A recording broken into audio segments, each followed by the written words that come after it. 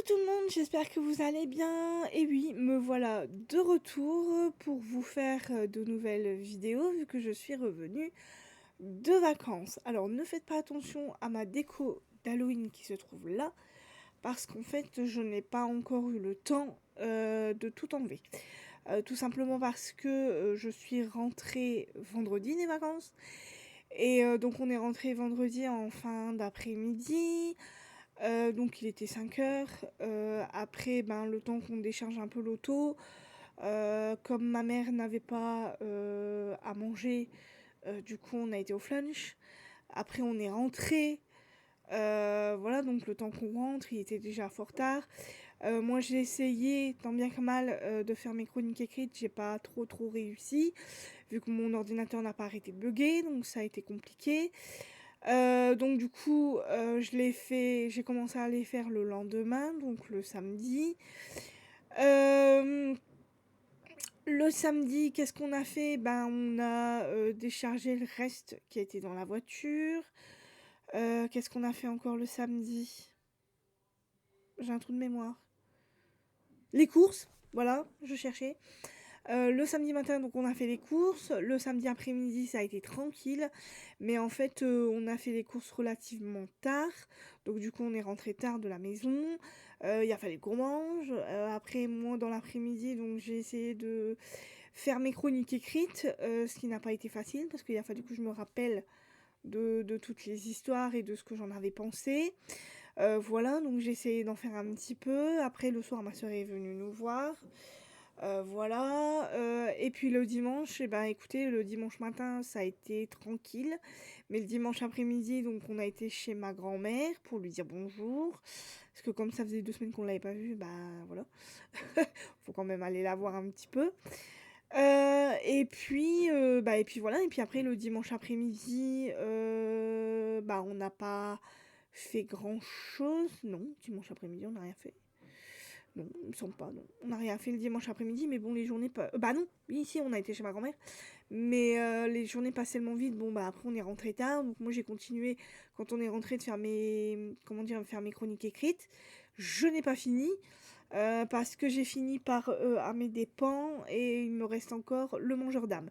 Mais aujourd'hui, j'ai décidé de vous faire mon bilan lecture parce que, parce que je vais partir en week-end. Voilà, je pars en week-end, pour le 11 novembre, donc on part vendredi et on revient le lundi, en fin d'après-midi. Voilà, on va partir à Center Park. C'est ma sœur qui enfin, en fait, ce qui s'est passé, donc comme vous le savez, mon père est décédé, en mai et ma sœur a voulu, dans un premier temps, elle voulait qu'on aille à Disneyland, voilà, avec mon petit-neveu, elle voulait qu'on y aille, mais ma mère n'aimant pas Disneyland et sachant qu'elle n'allait pas, s'y amuser, parce que, bah, il y a des attractions et tout et puis pour le petit ça aurait pas été parce que comme il fait des crises d'épilepsie et tout, ça aurait pas été. Donc ma mère a eu une autre idée, elle a demandé à ma sœur si ça l'intéressait pas mieux d'aller à Center Park. Donc ma sœur toute contente, elle a dit oui, donc on a choisi le week-end du 11 novembre, donc là. Et donc du coup, bah, vendredi, on va partir le matin et puis on va revenir le lundi dans l'après-midi. On va essayer d'aller visiter Rouen le lundi, le dernier jour. Donc voilà, donc en fait on est rentré vendredi et on va repartir vendredi. Ça va être un peu, voilà. Donc là, cette semaine, c'est un peu la course. Je voulais vous faire mon bilan un peu plus tard, mais comme on a quand même pas mal de choses à faire et que je veux quand même être un peu tranquille, le temps de me remettre de mes vacances d'il y a 2 semaines et de voilà.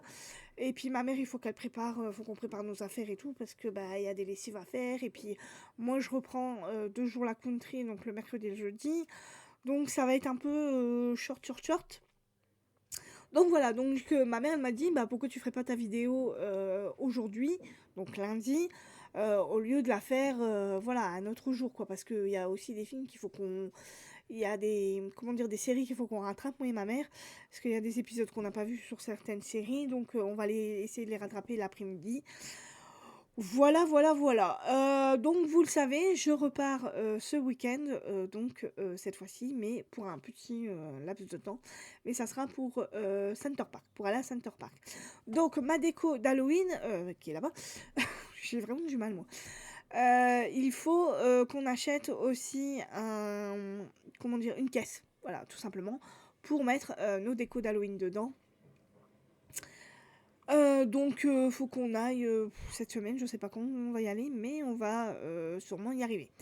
Voilà, voilà, voilà. Donc je vais vous faire, mon bilan, lecture des 4 livres que j'ai lus donc pendant mes vacances et là je viens de me rendre compte qu'il me manque un livre. Donc je vais aller le chercher de suite, j'arrive. Alors tu es ici.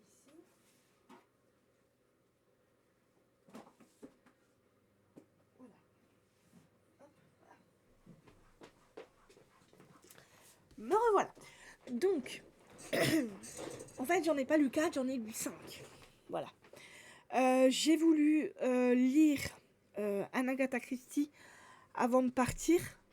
Je voulais vraiment le commencer avant de partir et le finir avant que je parte, comme il était tout petit. Donc j'ai lu donc un Agatha Christie, donc Le Train Bleu aux éditions Hachette. Voilà. Donc c'est une histoire avec Hercule Poirot qui se passe, vous l'aurez bien compris, dans un train. Mais avant ça, avant ce fameux... Alors, va y avoir un meurtre, bien évidemment, qui va être commis. Une jeune fille va se faire tuer. Voilà, et des bijoux vont être volés. Hercule Poirot, lui, va être dans ce train, donc dans ce fameux train bleu. Il va bien évidemment enquêter sur ce meurtre. Vu qu'il connaissait vaguement la jeune fille. Et c'est le père de cette jeune fille qui va vouloir l'embaucher pour qu'on comprenne qui a tué sa fille. On va donc d'abord au début de l'histoire, on est à Paris, donc avec le père de cette jeune fille qui est décédée. Donc avant qu'elle décède bien évidemment. Donc on va le retrouver donc à Paris. Il va aller dans un magasin pour acheter un magnifique collier qui est avec une grosse pierre en rubis en fait, qu'on appelle le cœur de feu, voilà, qui a appartenu à une ancienne reine, la reine Catherine, mais Catherine, alors je ne sais plus c'est quelle reine. En tout cas, c'est la reine Catherine. Voilà. Alors, de quel pays? Est-ce que c'est Angleterre, France? Je sais pas. Enfin, bref. Donc, cet homme va acheter ce fameux collier dans une boutique. Et donc, il va l'offrir. Il va offrir ce collier donc, à sa fille unique. Voilà. Et donc, sa fille va partir pour la Côte d'Azur. Donc, elle va prendre ce fameux train bleu qui part pour la Côte d'Azur. Et, et en fait, elle va, comment dire? Alors avant de partir, elle va, se confier à son père en disant que voilà, elle est très, très malheureuse dans son mariage. Son mari, ne la traite pas, assez bien.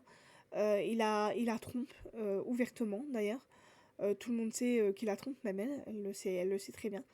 Du coup, elle s'épanche sur son père. Elle dit à son père que voilà qu'elle est malheureuse, que ça va pas dans sa vie, que son mari la traite pas suffisamment bien. Et donc son père va tout simplement lui dire bah écoute, divorce. Je suis prêt à, comme son père est relativement riche et voilà, donc il va lui dire bah écoute, propose-lui de divorcer. Comment dire, je te soutiendrai et je forcerai le truc pour que tu puisses être plus heureuse. Donc c'est ce qu'elle va faire. Elle va aller voir son mari et puis lui dire que de toute façon qu'elle veut divorcer, nanana. Donc son mari, lui, va aller voir son beau-père en lui disant, en lui soufflant, en lui disant que sa fille n'est peut-être pas celle qu'il croit. Donc son père va trouver ça assez étrange. Bien évidemment, donc sa fille va partir donc pour la Côte d'Azur. Ce que le père ne sait pas, c'est que la fille va rejoindre un autre homme. Donc voilà. Et donc elle va mourir malheureusement dans ce train. Il va bien évidemment dire à sa fille de ne pas prendre son collier avec, vu que bon bah ce sont des rubis, que ça vaut très très très cher, et qu'il a peur que voilà qu'elle se le fasse piquer. Et en fait, elle ne va pas l'écouter, elle va lui dire oui, mais au final, elle ne va pas l'écouter, elle va le prendre avec. Et donc, elle va mourir dans ce fameux train, et elle va se faire piquer ce fameux collier. Et c'est Hercule Poirot qui, lui, va atterrir aussi dans ce train, qui va... Alors, il va faire un peu sa connaissance, voilà. Et le meurtre va avoir lieu dans ce train, donc il va tout simplement enquêter avec un autre commissaire, voilà. Et donc on va enquêter avec Hercule Poirot. Alors c'est pas, comment dire, c'est pas le livre le mieux écrit d'Agatha Christie. Je dois dire, ça a été... Il y a eu deux... En fait, dans le livre, on pense qu'il y a, pardon, deux coupables. Donc c'est soit le mari, qui est le présumé coupable, parce que lui va aussi atterrir dans le même train que sa femme, on se demande pourquoi, et l'amant de sa femme, donc qui est aussi dans ce train, et on pense aussi que c'est lui le coupable. Donc on a deux suspects possibles, donc on pense à un des deux, et puis Agatha Christie va nous la faire à l'envers, bien évidemment. Et Hercule Poirot va vite deviner ce qui s'est réellement passé, parce qu'il va y avoir tous des petits rebondissements qui vont atterrir là, et puis elle va nous, comment dire, nous mettre sur une piste, et puis au final, au bout d'un moment, on va avoir l'esprit rembrouillé, on va se demander qui est vraiment la personne responsable de ce meurtre. Bien évidemment, on va voir le fameux de l'histoire grâce à Hercule Poirot. Ça a été dans l'ensemble, oui, ça a été une petite histoire, mais ce que j'ai lu, d'après ce que j'ai lu, Agatha Christie n'aime pas cette histoire, voilà. Elle l'a écrit parce que elle n'avait pas trop le choix, c'était marqué dans son contrat. Donc elle a écrit une histoire un peu vite fait comme ça, mais ce n'est pas son préféré. Et je dois dire que moi, ça m'a fait un peu penser au crime de l'Orient Express, voilà. C'est pas du tout la même, comment dire, c'est pas du tout la même chose, voilà. Mais bon, le train bleu, l'Orient Express, c'est un peu, voilà. Elle a repris l'histoire du train, et puis voilà, il y a un autre dans ce train, et même si c'est pas, comment dire, le même crime, et puis la même façon de procéder, mais voilà, ça revient un petit peu au même, quoi. Après, mais j'ai appris que Agatha Christie n'a pas aimé écrire cette histoire. Ça n'a pas été son livre le mieux écrit, enfin c'est son histoire la mieux écrite, parce que parce qu'elle était sous contrat, parce qu'elle était obligée, et qu'elle s'est forcée à écrire cette histoire. Donc bon, pour elle, ça n'a pas été voilà, la meilleure histoire qu'elle ait écrite. Moi, j'ai plutôt bien aimé quand même. J'ai été surprise de la fin. La fin était pas mal, et puis Hercule Poirot, égal à lui-même, hein, il fallait ses petites cellules grises, et puis au final, on est bien étonné de savoir le fameux coupable. Voilà. Donc, Agatha Christie, Le Train Bleu, aux éditions Hachette. Voilà.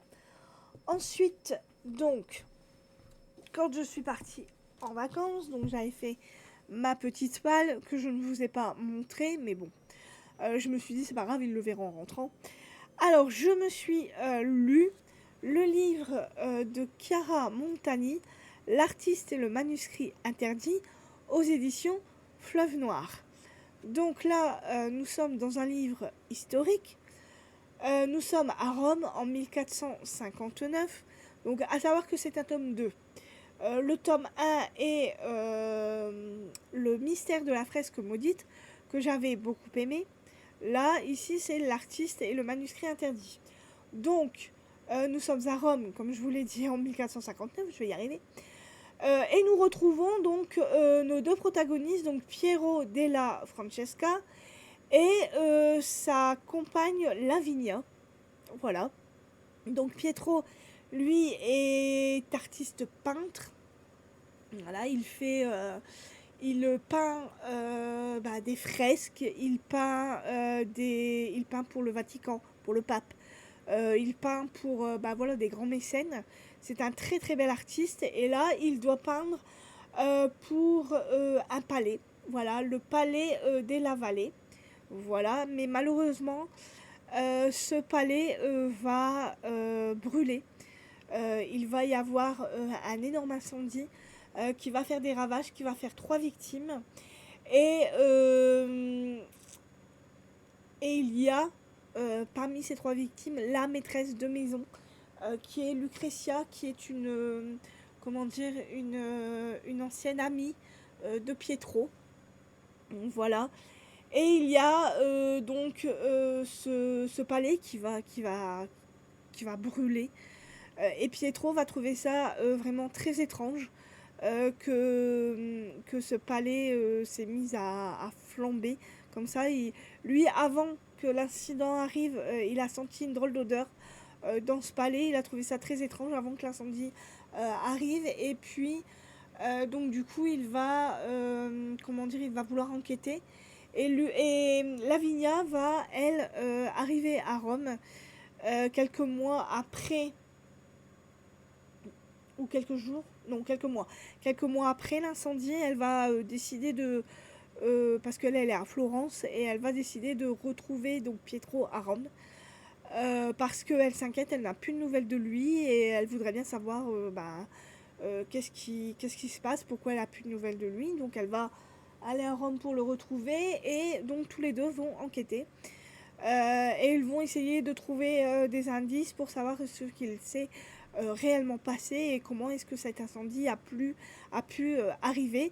Et ils vont comment dire, se rendre compte qu'il n'y a pas eu que cet incendie au palais. Ce n'est pas le premier incendie.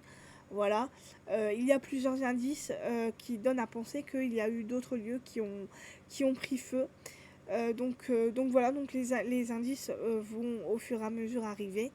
Et Pietro et Lavinia vont, enfin surtout Pietro, va finir par comprendre ce qu'il s'est réellement passé.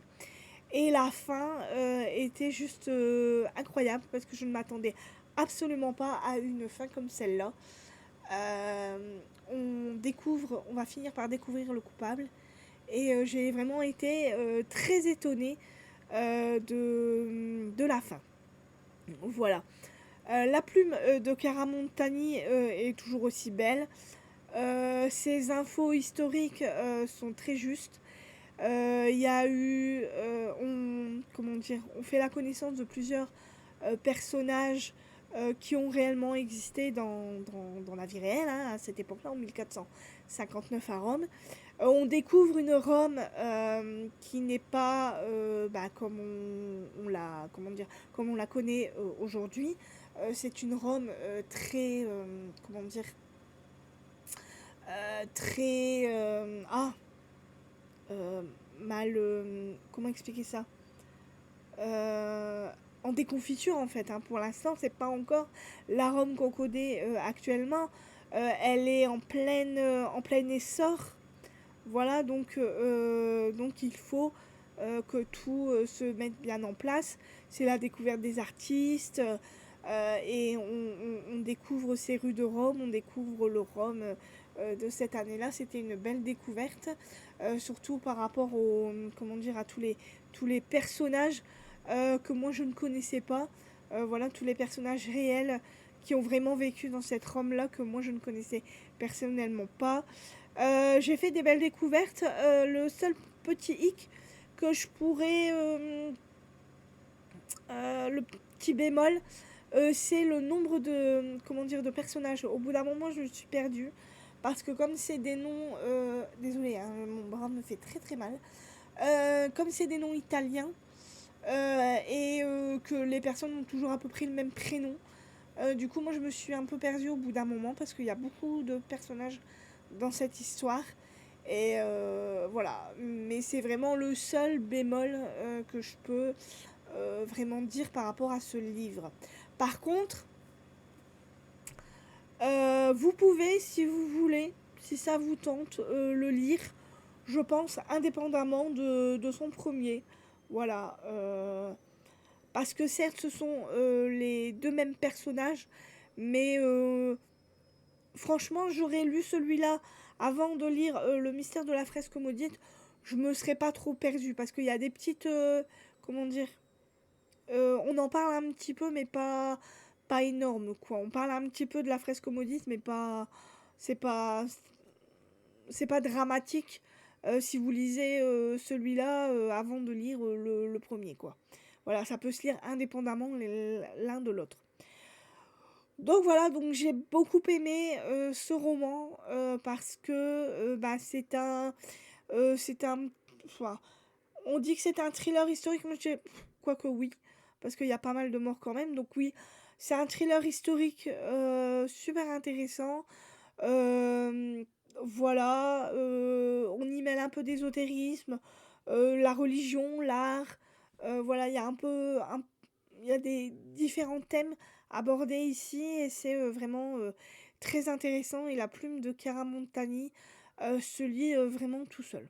Voilà, je l'ai lu en quelques jours et j'ai vraiment beaucoup aimé cette lecture. Donc si vous ne connaissez pas cette autrice, n'hésitez pas parce que elle est vraiment très très bonne.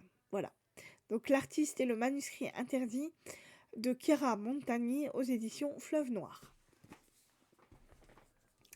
Alors ensuite, j'ai été dans toute autre chose.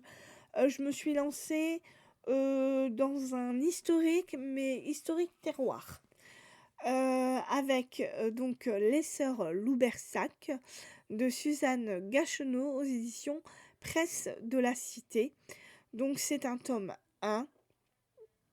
Ce livre, je l'ai connu grâce à mes copines, donc Mylène et Vinciane de la chaîne La Bibliothèque de Vilaine. C'est Mylène qui l'a lu parce qu'elle adore les livres historiques et elle a lu ce livre, elle avait beaucoup aimé. Enfin, d'ailleurs, elle a lu la duologie. Moi, je n'ai lu que le premier, mais elle a tout lu et elle a vraiment beaucoup aimé cette histoire. Et je la rejoins parce que moi, j'ai beaucoup aimé. Voilà, j'ai beaucoup aimé ce premier tome qui se lit très très vite. Franchement, je l'ai dégommé en 2-3 jours, je crois. Franchement, c'était un bonheur de lire ce livre. Voilà. Donc, on est ici avec trois sœurs. Donc, Léonie, Hespérie et Rosalie. Voilà, qui ont grandi dans un petit village qui se trouve près d'Albi, dans le domaine familial de Cazel. Donc ces trois sœurs vivent avec leurs parents, donc le père Bertin et la mère Rose, voilà. Et donc ces trois sœurs, bien évidemment, qui ont trois caractères différents, vous vous en doutez bien. Et des caractères relativement forts. Donc on a Léonie, elle qui est l'aînée, qui est un peu, comment dire, qui... Alors subit, peut-être pas, mais qui... comment dire, qui fait ce qu'on lui demande. Voilà, tout simplement. Elle vit par devoir. Voilà. On a Hespérie qui, elle, est féministe à souhait. Elle ne veut pas se marier, elle veut être libre, elle a envie de faire plein de choses. Donc voilà, elle n'a pas du tout envie de se marier. C'est une féministe dans l'âme. Et on a la petite dernière, donc Rosalie. Rosalie qui, elle, a très envie de se marier, qui a déjà, comment dire, choisi donc son prince charmant, qui s'appelle Georges. Et un jour, ce fameux Georges va taper à la porte du domaine. Il va demander à parler au père des sœurs Loubersac. Donc le père va vouloir le recevoir et en fait, donc il va s'entretenir avec ce fameux Georges. Et en fait, Georges va demander la main, mais pas de Rosalie, il va demander la main de Léonie, l'aînée. Pour une raison, voilà, bien précise. Il sait très bien ce qu'il fait, même s'il n'en a pas du tout envie, parce que son dévolu, c'est vraiment, Rosalie, mais bon, voilà, c'est en fait, c'est lui aussi, il le fait par devoir, parce que son frère est décédé pendant la guerre. Donc c'est lui, qui va devoir reprendre, voilà, la main. Bah, pour bien, il faudrait qu'il se marie, mais comme, il peut pas se marier avec Rosalie vu qu'elle est trop jeune, donc il va se marier, mais avec la plus vieille des sœurs, donc Léonie, qui a, plus d'une vingtaine d'années, 25 ans je crois. Et donc il, sort du bureau du père des sœurs Loubersac et il part, voilà. Et là, bah, Rosalie, qui attend qu'une chose, c'est qu'on lui dise que, bah, voilà, que ça soit elle qui soit demandée en mariage, va aller voir son père et son père va lui annoncer que, ben, c'est pas elle que Georges a choisi, mais que c'est Léonie. Du coup, ça va faire comment dire? Ça va arriver comme une bombe. Rosalie va être enragée contre sa sœur. Sa sœur va accepter, bien évidemment, la demande en mariage, vu que elle, bah, on lui demande, elle exécute. C'est la plus vieille et comme elle a pas encore de prétendant, vu que c'est, comment dire? Cette histoire se déroule un peu après la Première Guerre mondiale, on est en 1925 donc voilà, les hommes, tous les hommes ne sont pas revenus au combat et bah, vu que son choix est très, très limité, elle accepte mais même si elle a pas du tout envie, hein, mais on lui dit, que Georges a fait sa demande donc elle dit oui. Voilà, donc elle va dire oui, donc bien évidemment, ça va mettre à mal la relation qu'elle a avec sa sœur Rosalie. Sa sœur Rosalie va être, folle de rage, et elle va, tout simplement vouloir partir de la maison. Donc elle va partir pour aller, à Bordeaux, pour aller, être, perceptrice, je vais y arriver. Elle va, comment dire? Devenir perceptrice d'une jeune fille, bordelaise. Voilà, elle va, l'aider dans ses devoirs, elle va être, femme de compagnie, de la maman, voilà, dans cette famille, qui va l'accueillir à bras ouverts. Cette famille bordelaise va l'accueillir à bras ouverts et là, elle va connaître, bah, une vie différente, voilà, elle va connaître, bah, les belles toilettes, elle va connaître la ville de Bordeaux, qui est une immense ville. Elle va connaître les bals, elle va connaître voilà, elle va avoir une toute autre vie qu'elle va aimer et au final, elle ne va pas être déçue de ne pas être mariée à Georges. Par contre, pour Léonie, ça va être une autre paire de manches, vu que son mariage ne va pas se passer comme prévu. On va dire que Georges est un être, qui malheureusement, heu, est très malheureux, parce qu'il ne s'est pas marié avec la personne qu'il aurait voulu et donc du coup, il va le faire payer à Léonie, si on peut dire ça comme ça. Et ça ne va malheureusement pas être un mariage très heureux. Et puis, heu et puis il y a Hespérie. Hespérie, elle, comment dire? Elle croit au prince charmant, alors certes, elle ne croit pas au mariage, elle ne l'a jamais fait, bien évidemment. Elle ne donc du coup, elle ne veut pas se marier. Elle rêve de beaucoup de choses sans forcément, assouvir ses rêves. Voilà. Mais un jour, elle va, rencontrer un homme qu'elle va, aimer. Elle va croire à toutes ses promesses et malheureusement, les choses ne vont pas se passer comme prévu pour elle, et on va, comment dire? On va parler principalement de cette sœur-là, d'Hespérie. C'est une sœur aux 1000 facettes. Voilà, elle a plein d'ambitions, mais elle ne réalise pas ses rêves et à un moment donné dans l'histoire, elle va réussir à une rencontre va faire qu'elle va pouvoir réaliser, ce qu'elle veut vraiment faire dans sa vie et voilà et ça a été une très belle histoire. Voilà, on parle principalement, d'Hespérie et de Rosalie dans cette histoire. Léonie, on en parle mais un petit peu, on n'en parle pas beaucoup.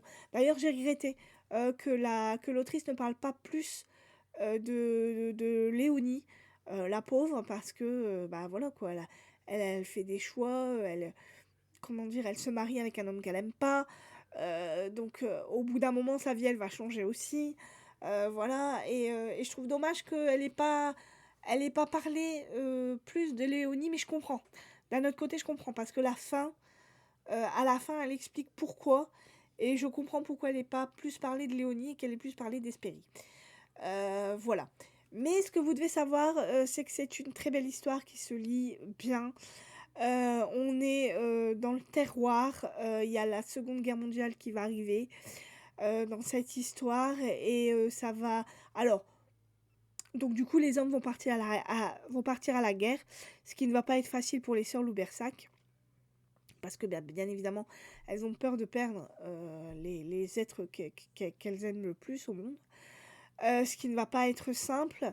Mais apparemment, dans le deuxième, on nous dit que ça va pas trop les impacter. Par rapport à où elles habitent, elles ne vont pas avoir, comment dire, cette affluence allemande qui va arriver par rapport au domaine de Cazel. Voilà. Mais tout ce que je peux dire, c'est que j'ai vraiment beaucoup aimé cette histoire. Ça se lit vite, ça se lit bien. Comme je vous l'ai dit, je regrette un peu que l'autrice n'ait pas plus parlé de Léonie. Euh, Il y a un échange entre Rosalie et Hespérie, un échange épistolaire au niveau des lettres. Elles s'envoient des lettres, elles se donnent comment dire, des nouvelles l'une l'autre. Et ça aussi, ça a été sympa à lire. Ça se lit très vite, la plume est très très belle. Moi, j'ai beaucoup aimé cette histoire. Donc, je lirai le deuxième avec grand plaisir. Si jamais un jour j'y repense, je m'achèterai le deuxième, ça c'est sûr. Après, quand je ne sais pas, j'ai tellement de livres à lire que voilà. Je ne l'achèterai pas tout de suite, mais je l'achèterai, ça c'est sûr. Voilà, donc si vous avez envie de lire un livre sur le terroir, un livre historique très intéressant, n'hésitez pas, parce que ça vaut le coup. Donc Les Sœurs Loubersac, le tome 1, de Suzanne Gachonneau, aux éditions Presse de la Cité. Voilà. Aïe, aïe, je me suis fait mal. Ensuite, donc j'ai voulu lire un plus petit livre. Cette fois-ci, je me suis lancée dans ce petit livre-là que j'ai eu de l'autrice Virginie Singo-Fabre, qui me l'a gentiment dédicacé le jour où je suis allée, donc le 11 février 2024, quand je suis allée au Salon du Livre de Neux-les-Mines. Voilà. Donc j'ai voulu lire celui-ci, qui est très petit. Hein, voilà. Donc c'est les chroniques extraordinaires d'Amédée Pan, habillé pour l'Orient. C'est l'histoire d'Amédée Pan, donc, qui est un jeune garçon qui a, comment dire, l'extraordinaire chance, je dirais, de voyager dans le temps. Alors il a la possibilité de voyager dans le temps. Et là, c'est ce qui va se passer. En fait, il est avec ses parents, en train de visiter, comment dire, un endroit où il y a, comment dire, une représentation. Je sais pas si c'est une représentation ou si c'est, comment dire, je sais plus. Mais enfin bref, il va se cogner la tête en fait, et en se cognant la tête à l'endroit où qu'il est en train de visiter avec ses parents, il va se cogner la tête, et en fait il va se retrouver en 1920, dans les années folles. Il va se retrouver dans le train dans le train de l'Orient Express. Donc ça nous fait un peu penser à Agatha Christie.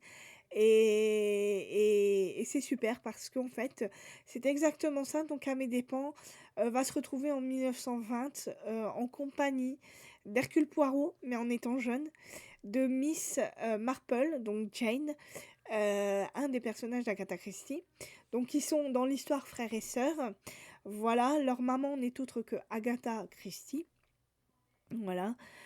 Qui est en train d'écrire un livre, enfin, surtout une histoire, qui aura un rapport avec l'Orient Express, bien évidemment. Et ces deux personnages-là sont accompagnés de leur ami Arsène, donc Arsène Lupin, le jeune Arsène Lupin, qui est accompagné de son papa Maurice Leblanc. Voilà. Donc moi j'ai trouvé que c'était très original comme histoire de retrouver donc Hercule Poirot, Miss Marple et Arsène Lupin en tant que jeunes, voilà, qui sont dans ce train. Ils sont en route vers l'Orient, donc. Ils vont, voilà, Amédée Pan va avec eux, il va essayer de découvrir un mystère. Voilà, ils vont mener l'enquête, euh, une enquête assez spéciale. Voilà, il va y avoir une disparition et donc ils vont vouloir enquêter sur cette fameuse disparition. Et c'est vraiment, ça a vraiment été très très bien fait. J'ai beaucoup aimé la façon dont l'autrice a amené ses personnages à enquêter sur cette fameuse disparition. On y voit des personnages très intéressants. D'ailleurs, on y croise Coco Chanel, voilà, et aussi Agatha Christie qui est en train d'écrire son fameux bouquin sur le crime de l'Orient Express. Donc ça lui donne cette idée-là. Voilà, et j'ai tout aimé. Voilà, j'ai tout aimé. J'ai aimé les personnages, j'ai aimé l'histoire en elle-même. J'ai aimé retrouver Hercule Poirot jeune avec sa sœur Jane, Miss Marple, et surtout avec Arsène Lupin. C'est très original, c'est la façon dont elle a fait. J'ai trouvé que c'était une façon très originale d'écrire ce livre. Et je ne regrette absolument pas de l'avoir lu, surtout qu'il est tout petit. Voilà, c'est un livre jeunesse. C'est tout petit, ça va très vite à lire. Il ne fait que... euh, ouais, que 200 pages. Voilà, vous avez 200 pages à lire. Ça se lit vite, ça se lit tout seul, c'est frais, ça change. Oui, c'est agréable à lire, qu'est-ce que je peux vous dire d'autre? Bah, rien d'extraordinaire. À part que si vous avez envie de lire un petit livre que vous n'avez pas envie de vous prendre la tête, eh ben écoutez, lisez les chroniques extraordinaires d'Amédée Pan parce que c'est vraiment très très bien écrit. Donc là, c'est un tome 3. Pardon. À savoir que l'autrice en a écrit 2 autres. Une sur la fronde, donc par rapport à Louis XIV. Et une qui va parler de l'opéra. Alors après, je ne sais pas si ça parle du fantôme de l'opéra, mais en tout cas, ça parle d'opéra. Voilà, donc si ça vous tente, n'hésitez pas. Moi, si j'ai l'occasion, franchement, je pense que... Alors, soit si je revois cette autrice... Excusez-moi. Je rachèterai donc ces 2 premiers. J'achèterai ces 2 premiers avec grand plaisir. Par contre, si je ne la vois pas, dans ces cas-là, je me les commanderai. Sans hésitation. Voilà, parce que j'ai vraiment beaucoup aimé cette histoire. Donc, Amédée Pan, enfin, les chroniques extraordinaires d'Amédée Pan, Un billet pour l'Orient de Virginie Saint-Jean Fabre. Faute de frappe. Voilà. Et en dernier, donc, j'ai lu un thriller. Le thriller d'Alexis Lepsek, Le Mangeur d'âme aux éditions Pocket. Alors, dans cette histoire, nous sommes avec donc 2 personnages. Nous sommes avec le commandant Giardiano, donc c'est une femme, et le capitaine de gendarmerie de Roland, voilà, qui vont devoir faire équipe. Nous sommes dans un petit village de montagne où il y a eu un meurtre assez gore, très très gore. 2 personnes, en fait, un homme et une femme, enfin mari et femme en fait, se sont tués mutuellement dans leur chalet. Voilà. Et la scène est vraiment abominable. On ne sait pas, absolument pas comment est-ce qu'ils ont réussi à s'entretuer tous les deux. Apparemment, ce couple avait une jeune fille, voilà, qui a disparu. Et en fait, le commandant Guardiano va faire équipe avec le gendarme de Roland, qui lui enquête sur la disparition d'enfants. Voilà, des enfants ont disparu, donc il ne sait absolument pas où est-ce qu'ils sont passés. Et les parents sont morts d'inquiétude, donc lui, sa mission, c'est de rechercher ces enfants qui ont disparu. Elle, par contre, elle doit comprendre ce qu'il s'est passé pourquoi est-ce que ses parents se sont entretués, en fait. Et en fait, donc, ils vont faire tout simplement équipe, vu qu'il y aura, bien évidemment, vous l'aurez compris, d'autres meurtres qui vont arriver dans ce petit village. Voilà, et il y a aussi des phénomènes assez paranormaux, des oiseaux qui, comment dire, qui vont venir se fracasser sur des vitres, des oiseaux noirs qui, alors je sais pas si c'est des corbeaux ou quoi, mais voilà, c'est des, ils vont retrouver des cadavres d'oiseaux qui se retrouvent là, voilà, qui se fracassent le crâne sur des vitres, et en fait, on se demande, qu'est-ce qui se passe, en fait? Tout le village a peur, ils pensent que le village est maudit, voilà, surtout que l'autopsie, des 2 personnes est faite et que, il n'y a pas de drogue de retrouvée dans l'organisme, il y a pas de voilà, il y a aucun indice qui, comment dire? Qui explique pourquoi, excusez-moi, qui explique pourquoi est-ce qu'ils se sont entretués. Surtout qu'il y a d'autres meurtres qui vont arriver, et en fait, le commandant, enfin la commandante, déjà, la commandante Giordano, va se poser beaucoup de questions.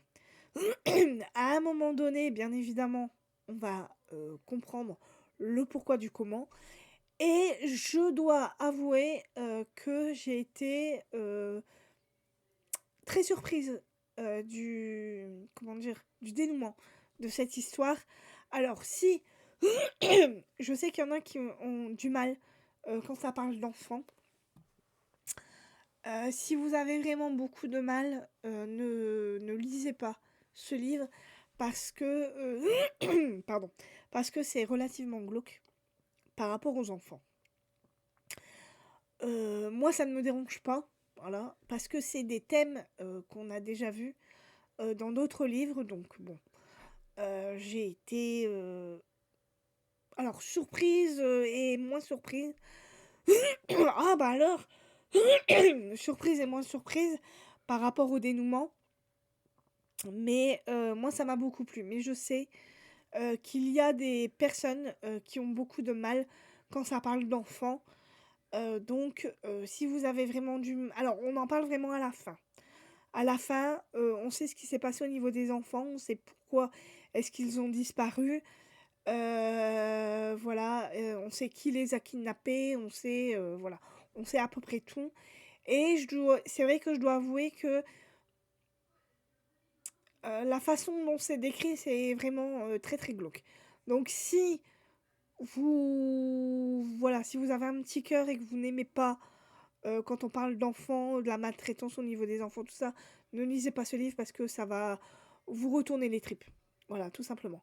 Mais sinon, j'ai trouvé que c'était une très belle histoire, ça se lit très vite, et j'ai trouvé que ça a été vraiment très bien fait. Donc je n'ai absolument pas regretté, d'avoir lu ce livre. Donc si vous aimez, les thrillers, n'hésitez pas à lire Alexis Lepsker, donc Le Mangeur d'âmes, aux éditions Pocket. Je vais y arriver. Voilà. Donc voilà pour mon bilan lecture. Donc j'espère que celui-ci vous aura plu. J'espère que vous allez bien, que vous avez passé de bonnes vacances et que la reprise se passe bien. Alors, moi, en ce moment, donc je suis en train de lire ce livre-là. Donc Les loups du millénaire, donc de Sapir A. Anglard. Alors, je ne sais pas comment on dit, mais voilà. Donc de chez Hugo Roman. Donc c'est de la romantaisie, ça nous parle de loup-garou. Donc on est avec Sienna, qui est une jeune loup-garou de 19 ans, qui appartient à une meute de la côte Est, donc on est aux États-Unis. Voilà. Et Sienna, donc elle aime peindre, elle veut avoir une vie d'artiste, elle veut ouvrir une galerie de peinture. Sauf que euh, donc c'est une loup-garou, et il y a dans comment dire, à un moment donné, dans sa vie, il va y avoir, enfin dans la vie de tous les loups-garous, hein, Il y a un moment donné où il y a une cérémonie qu'on appelle la cérémonie de la frénésie qui va approcher. Et en fait, au moment de cette cérémonie-là, donc tous les loups-garous vont se transformer. Donc en loups-garous, bien évidemment. Et en fait, Sienna appréhende ce moment-là parce que c'est à ce moment-là que les partenaires se font. Ou voilà. Et chaque loup-garou, normalement, doit se reconnaître le jour de cette cérémonie-là. Sauf que Sienna, elle, on l'apprend, elle doit vraiment trouver son partenaire parce que si elle ne le trouve pas, elle va être, comment dire, enlevée de la meute, je pense, j'ai l'impression. Et voilà. Et donc, un jour, elle va rencontrer donc le mâle alpha, donc Hayden, qui est le mâle alpha. Et bah, je pense qu'à un moment donné, tous les deux vont se reconnaître, je crois. Et bah, je pense que il va y avoir une histoire d'amour entre les deux là, mais comme c'est le mâle alpha et que elle, c'est, on va dire, c'est comme si c'était une roturière en fait. Voilà. Elle fait pas partie des loups-garous les plus élevés au niveau de la hiérarchie. Euh, donc ça va un peu mettre à mal l'autorité d'Aiden. Mais voilà. Donc je vais voir ce que ça donne. Pour l'instant, j'aime bien. Voilà, pour l'instant, je suis qu'au début. Hein, voilà. Mais sinon, ça a l'air d'être une bonne histoire, puis ça se lit vite. Donc voilà. Donc Les Loups du Millénaire, le tome 1 de Sapir A.